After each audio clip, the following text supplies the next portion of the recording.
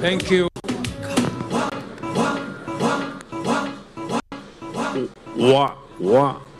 Okay. Your Excellency, my good brother.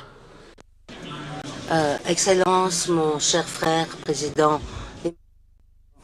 Chair of the Africa Forward Summit 2026. Excellencies, heads of state and government, honorable ministers, captains of industry, distinguished delegates, business people, entrepreneurs, innovators, ladies and gentlemen, we gather here in Nairobi at a very defining moment for this continent of ours and for the future of global partnership. On behalf of the government and people of Kenya, I warmly welcome all of you to this city of Nairobi. Welcome. This city builds very strong foundations established by what was successfully done by Inspire and Connect Business Forum that was the precursor for this meeting we are having here today. Throughout today, engagements here, I am told, have been witnessed more productive business engagements and deliberations. We have witnessed connections. We have witnessed exchange. We have witnessed the power of culture, sports, enterprise, and people-to-people engagement coming together to reflect the growing dynamism of Africa-France cooperation. These interactions have reaffirmed our shared commitment to deepen economic collaboration, expand trade and investment, strengthen cultural ties, and advance a partnership grounded in mutual respect, shared prosperity, and common ambition. This forum has renewed the spirit of engagement between Africa and France and strengthened the foundation upon which a new era of strategic cooperation can now be effectively built. As business leaders, investors, innovators, and policymakers from Africa, France, and beyond gather here today, the depth of today's conversation and the quality of engagement have demonstrated one thing very, very clearly. The opportunities for collaboration between Africa and France are immense, diverse, and transformational. Africa continues to consolidate its position as one of the world's most attractive investment destinations, supported by improving macroeconomic fundamentals and sustained economic growth. In 2025, the continent recorded economic growth of 4.2%, up from 3.5% in 2024. This progress is being driven by stronger macroeconomic stability, expanding domestic demand, infrastructure development, increasing investment flows, demographic strength that we have in our young people, and the continued diversification of Africa's natural and economic resources. Together, these factors are enhancing the continent's competitiveness and reinforcing Africa's emergence as a strategic frontier for global business, industrial expansion, and long-term growth. This morning, my brother, President Macron, and I were in a youth summit right here in this compound. And I remember one young person saying, look, it's no longer looking west or looking east, it's looking forward. And forward is actually looking south. That's what I was told this morning. And I guess that's why we are in this great city of Nairobi, one of the diplomatic hubs in the global south. The success of Africa's continental integration agenda as envisioned under Africa's continental free trade area, will depend on quality infrastructure, strategic investment, strengthened partnership, and joint ventures, expanding trade and meaningful technology transfer capable of accelerating intra-Africa commerce and, of course, economic transformation. Regional economic blocs, including the East African Community, COMESA, and SADC, under the tripartite framework, present extraordinary opportunities for investment, industrial expansion, and regional value chain development. Together, these regional frameworks represent a combined market of more than 800 million people across 29 countries and account for 60% of Africa's gross domestic product.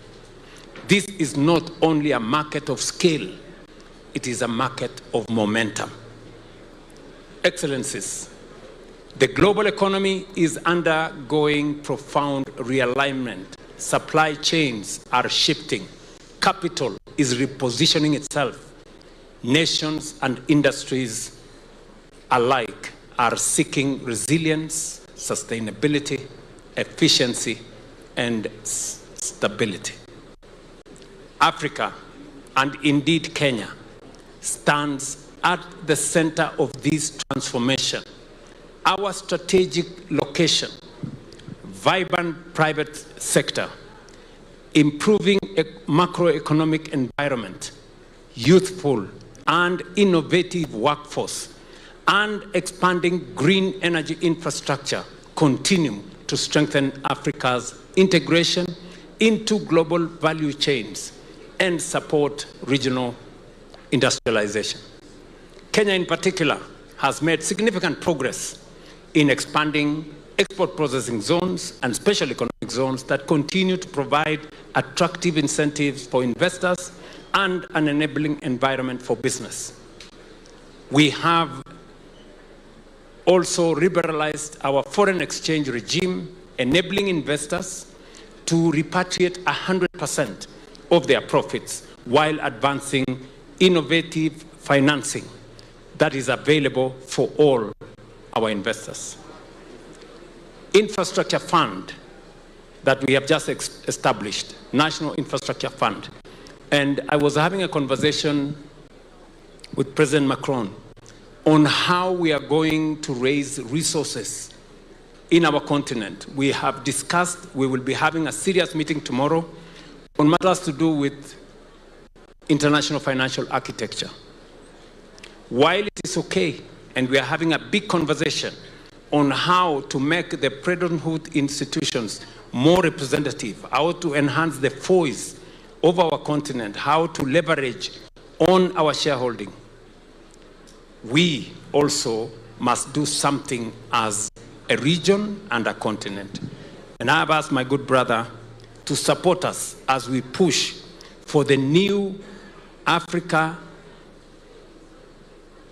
financial architecture, which we will be proposing as we go to the G7.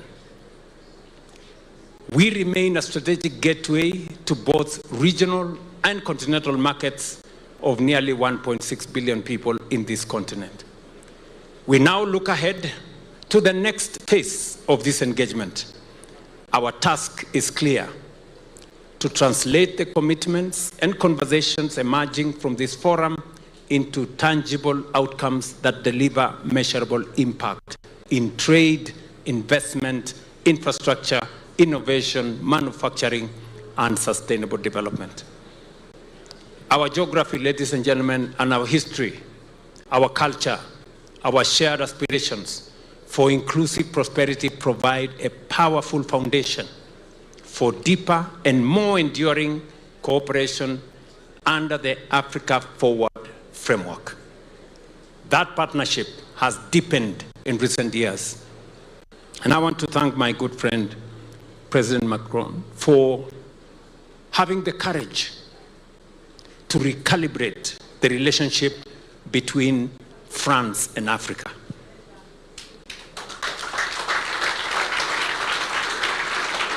You know, and I want to tell President Macron that what you have done is the right thing to recalibrate our relationship. You understand very well that this is a continent of tremendous opportunity, resources, and wealth. And what we are doing as leaders in this continent is not to look for aid anymore. It's not to look for loans anymore. We want to have a balanced conversation. We want to have a mutually beneficial conversation. And this conversation is going to be about investment. We have ideas, we have resources, we have assets, we have our human resource, and we are ready to engage in a manner that is beneficial to France and is beneficial to us. We no longer want a relationship that is one-sided. And this is why this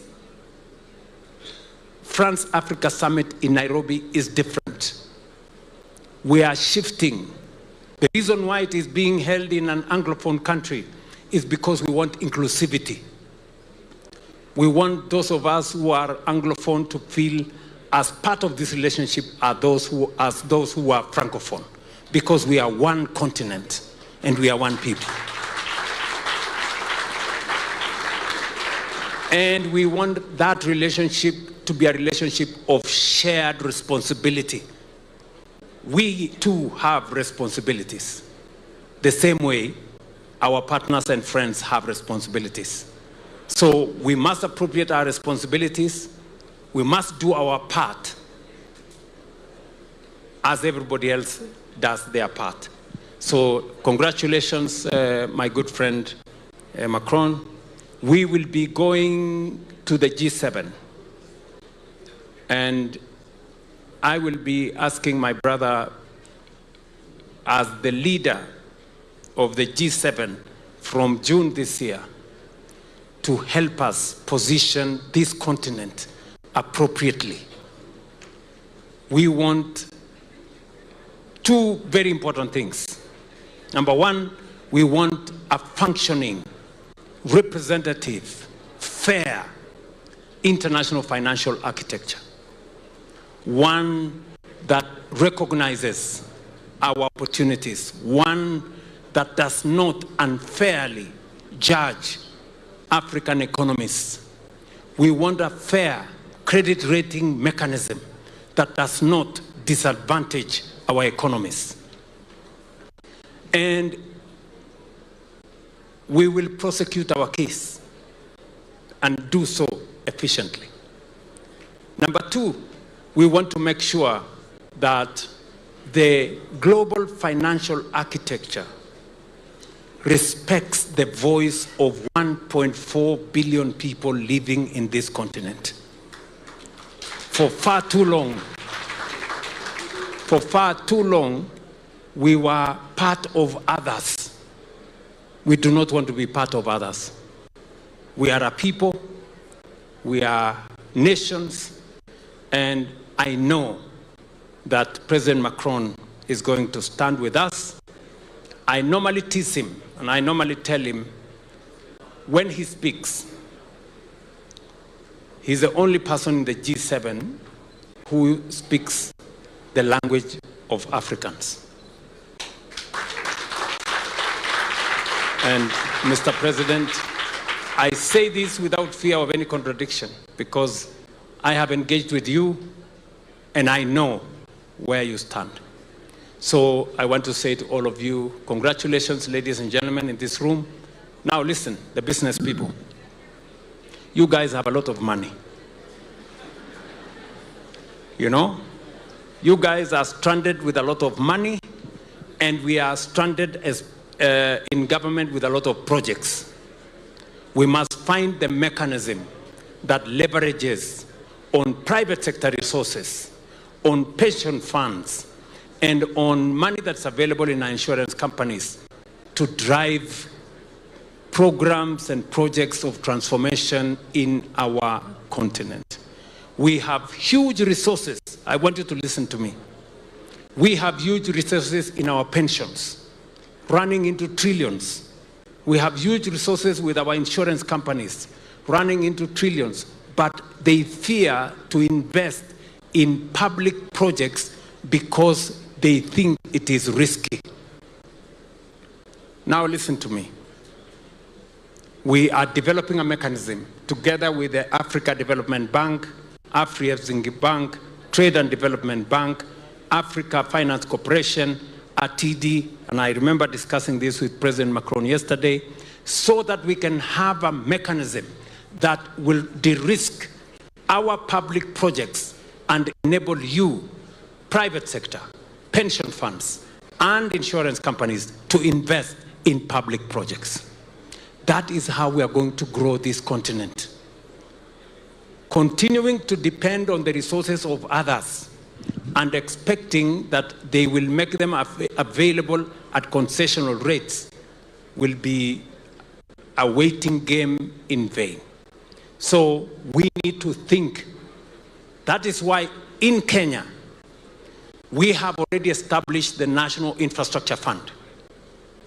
We already have the first $1 billion in the National Infrastructure Fund. And this is a fund that we established 4 months ago. In another few months, maybe a month or two, we will have another $2 billion. And we want to leverage the $3 billion that we are going to put in that fund to raise $30 billion to run our infrastructure programs. That is how transformation is going to be undertaken in this continent. You know, we're not going to be waiting for resources from others. And finally, let me say this. As we work with the private sector, we want the private sector to develop confidence. We now have an opportunity, and I want to talk to the private sector people who are sitting here. I hope my good friend Aliko Dangote is in the room, or right there. We have an infrastructure project for the development of an East African refinery. Dangote tells me that it's going to cost anywhere between $16 billion and $20 billion. That East African facility, East African refinery facility, is an investment that the government of Kenya, the government of Uganda, the government of Tanzania, we have agreed that we want to develop a facility that is going to assist us with our fuel products. We do not want to be held hostage anymore by the Strait of Hormuz. We do not want to be held hostage by wars that are started by other people. We have our own resources here, and we are saying we are going to use our African resources to industrialize our region. And that is why we have asked Aliko Dangote here to do a research. We have the port of Tanga, we have the port of Mombasa, we have the port of Lamu, and the rest in between. Wherever they will find the most suitable location.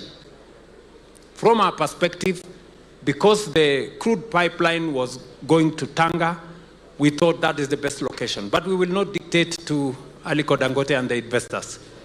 But I want to also tell Aliko and all the other guys, you are not going to invest alone. Governments are also going to invest. So that when you make the money, we also make the money. Right? And we are going to invest so that we can de-risk that investment.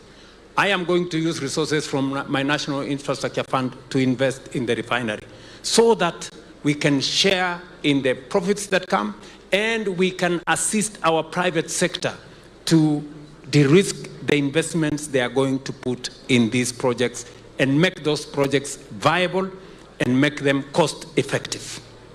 Let me give you another opportunity. We are building a new airport in Nairobi. It's going to cost us around $1.5 billion. There is an opportunity for investment. Are there any business people in this room? Or these are tourists? They are right here. Yes, I can see them here. So there is an opportunity for you to invest with us. Government of Kenya is going to put in 20%, bring the rest of the money, let's build the airport, and everybody makes money, right? So this is how we want to take things forward. That is how we are going to build public infrastructure. That is how we are going to use private-public partnership to drive African transformation. And that is what we are going to do going forward. Let me conclude this by saying that we need to mobilize domestic resources. I will give you an example.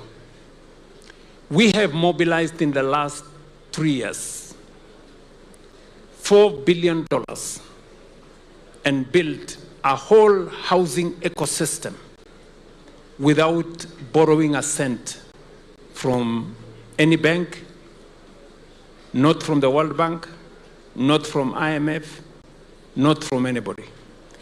There is opportunity for us to mobilize domestic resources.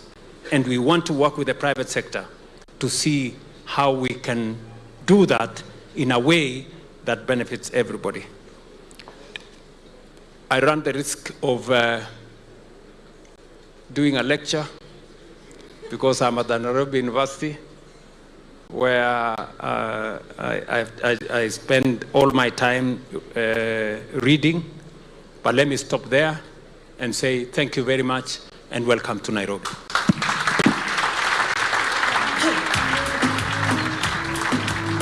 Great.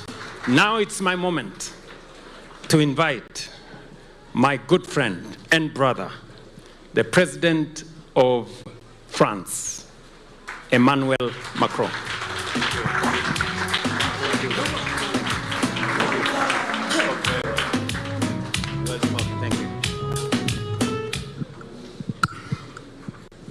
Thank you, Mr. President. Dear William, Mr. Prime Minister, ministers, please. Ministers, ambassadors, business leaders, I'm extremely happy to be here and thank you. Thank you very much, Mr. President, not just for welcoming us and hosting this very important meeting, a premiere, but co-chairing as well as this Africa Forward Summit. I will switch in French.